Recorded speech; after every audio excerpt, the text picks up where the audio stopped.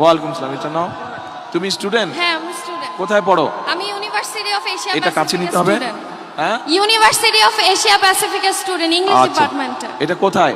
এটা হচ্ছে farm gate, green রোডের এখানে পান্থপথে। তুমি এখানে কোথায় থাকো? আমি এখানে পুরান কচু খেতে থাকি। পুরান কচু খেতে? জি। এটা তো ভাষানটেকের বাইরে পড়লো। ক্যান্টনমেন্টের অপোজিটে পুরান কচু খেত, মুসলিম তাহলে মডার্ন তুমি কি এরিয়া। ভাষানটেকের সমস্যা কি জানো?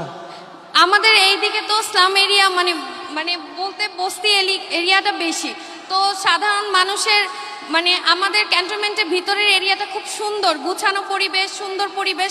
তো এই দিকের পরিবেশটা যদি আরেকটু সুন্দর হতো, সেক্ষেত্রে আমাদের মানে পুরো জোনটা একই রকম দেখা যেত, সুন্দর দেখা যেত, মানে যাতে সবাই বলে যে ক্যান্টনমেন্ট এরিয়াটা বা কচুক্ষেত এরিয়াটা, ভাষানটেক এরিয়াটা 17 আসনের অন্তর্ভুক্ত আছে। এটা দেখতেও ভালো লাগবে, মানুষের কাছে বলতেও ভালো লাগবে। আচ্ছা, তোমার নামই তো জিজ্ঞেস করিনি। আমার নাম হেনা আক্তার মিম। আমার বাবা হচ্ছে ঢাকা ক্যান্টনমেন্ট বোর্ড ওয়ার্ডের সাংগঠনিক সম্পাদক মোহাম্মদ ফেরদৌস আহমেদ।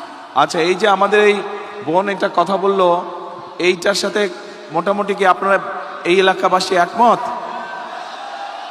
একমত, ঠিক বলছে?